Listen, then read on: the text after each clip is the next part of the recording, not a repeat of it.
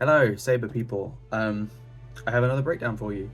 This is a commission build from Adam.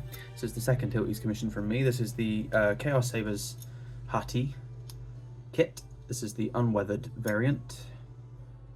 Really nice kit. I have some issues with the kit in general. I think just because of the way it's been engineered, but I'll talk through those when we get to it. But otherwise the install is very, very straightforward. It's just some mechanical things that kind of can be problematic with this one. But otherwise the kit is really, really nice.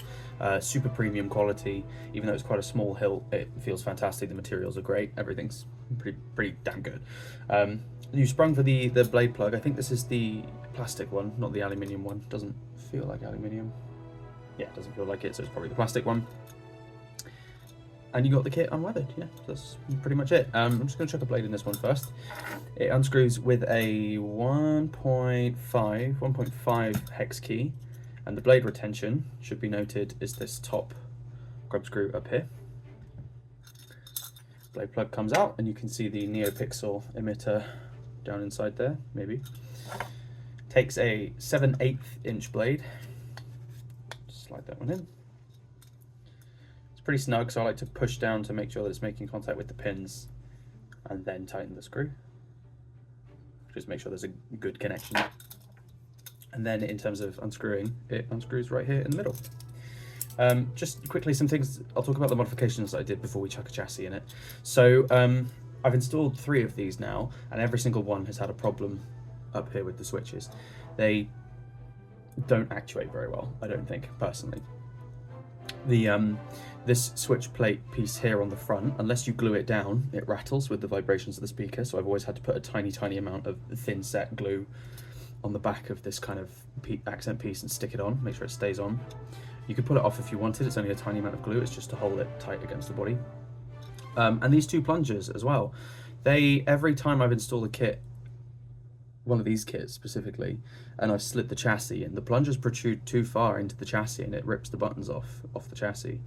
I don't know if it's a tolerance thing. I don't know if the machining is not quite as accurate as it should have been. I don't know if it's the chassis printing. It could be some expansion of the plastic in the chassis, but the buttons are sitting slightly too high. So what I found I've had to do with all the kits I put together of this one so far is screw the top part of the plungers in nice and tight, and then back the entire plunger assembly off by a couple of turns, and then apply a tiny amount of super glue to the thread so that it stays. You can take them out again with enough force, but they're locked in now, and I get really good tactile switch response with this setup. It's the 3rd time I've done it this way, and it works a lot better, I find, rather than just tightening things down, because if you tighten it down, it goes in too far, and then you rip the buttons off the chassis, and it's a disaster. And I know, Adam, you had that problem as well with your Desert Wanderer that I did for you, so hopefully we're going to prevent another casualty. So yeah, like I said, unscrews here. It's worth noting that I have also applied a tiny amount of glue to the back of this bone piece, so it's locked in. I clocked it and glued it, so it's not going to go anywhere. Again, you could probably take it off with enough force, but you shouldn't ever need to, should be fine. And here's the chassis. Super basic. This is the Eco chassis. So we've got a thin neck PCB up the top, which connects to the connector on the inside of the hilt. Got 2 brass tactile buttons, a Golden Harvest V3 board. It's been a while since I've done a Golden Harvest, so it took a little bit of time to get the config up and running and behaving the way I would like it. I'm much more familiar with Proffie's. Golden Harvest and Crystal Focus is still kind of relatively new to me. But we got there in the end, really happy with the end result of that one. A 22mm bass speaker, a kill switch, and then obviously battery terminals there and there. I'll try to keep the install nice and clean for you. It's nice and tidy. Job done. Battery going in. This is my beat up tester battery. Your brand new battery is over there somewhere. I'll charge it up before I send it out to you. The top side is the positive, the nipple, and that goes up to the nipple near the soundboard. And the flat side is the negative, and that goes to the spring side down near the kill switch. So pop that in. Click it into place. It's not overly snug. It's quite easy to get a battery in and out of this one. And then flick the kill switch. Master, we received word. They've located the Jedi starship. So we booted into a Shin font. In terms of fonts on this guy, you have quite a few. So we've got, let me run through them. We've got Shin, Balin, all of these kyberphonic fonts. Shin, Balin, Sabine, Ezra, Vergence Scatter, which is the Ahsoka bundle of Anakin and Ahsoka, and there's 4 of those. And then we've also got all the free Kyberphonic workshop ones as well, and also you've got the second sister font also. So that's, don't know how many that is off the top of my head, there's quite a few, but yeah, there should be plenty on here. Because this one took a while, I did throw in the Sabine font for free for you. So I've had some back problems lately, and it's been hard to sit at my desk and actually get stuck in and work on things. So as an apology, and hopefully to smooth things over, I've thrown in some few freebies. Hopefully that goes down a treat. Let's do it, slide it up. So putting chassis in, it does only go in one way. There is a guide rail on the back of the chassis, which aligns to a guide screw on the inside of the hilt. So you can only get it in one way, but again, if you feel it's stuck on anything, don't force it, take it out, check it's lined up, give it a little wiggle, that sort of thing. Look at that, lined it up first time. When going in and out, obviously, if you feel it suddenly hit some hard resistance, it could be that one of the plungers has come loose and is protruding down and contacting the button and liable to shear it off. So just be super gentle going in and out, please. When it's in correctly, you'll see you've kind of got a little bit of springiness as it makes connection with the thin neck connector up inside. Let's make sure we put it on. Master, we received word. They located the Jedi starship.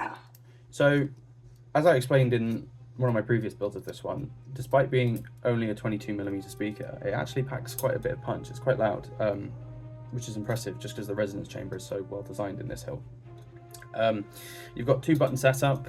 One is power, one is auxiliary. I can never remember which way round it is, so I'll have to figure it out, but we'll see how it goes. Let's try and light it up on Shin. First try, awesome.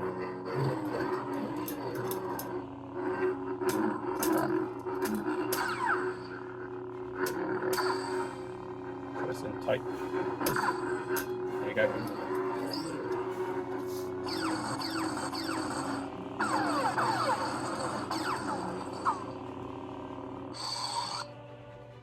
Nice and responsive.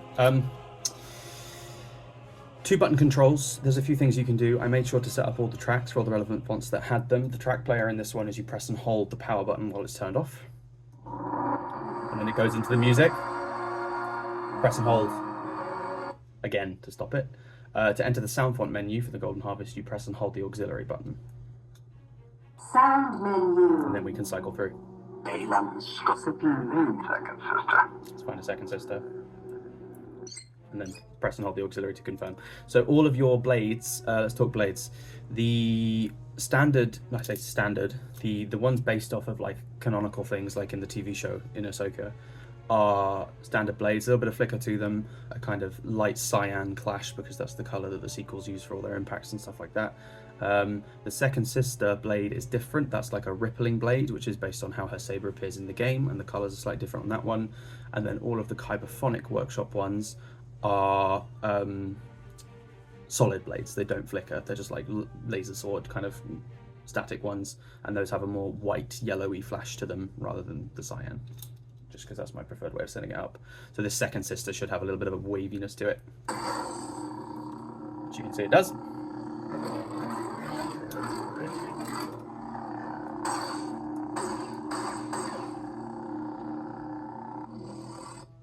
And finally, we will show off a Kybers workshop. Sound menu. Answer was indicate sober general rabbit.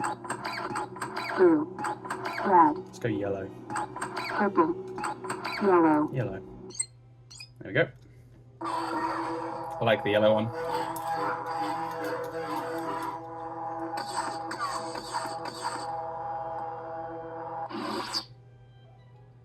Pretty rad. I think that's it. I will note the config on this one. So because the Golden Harvest, you can kind of do everything in the saber itself. You can like live edit it. I've actually disabled a lot of that. You can turn it back on really easily just by changing the text file. It's all documented in the Golden Harvest manual for you if you want to go and start editing things, and it'll make a backup automatically just in case. And the original config is included on the SD card, obviously, should you need it.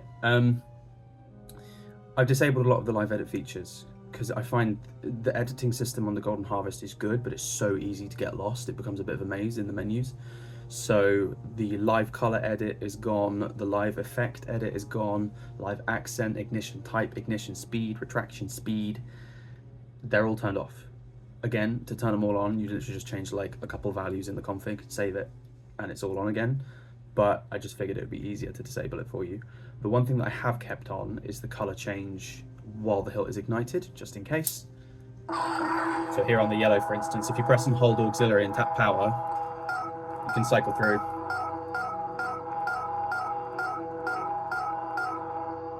Yeah, like that.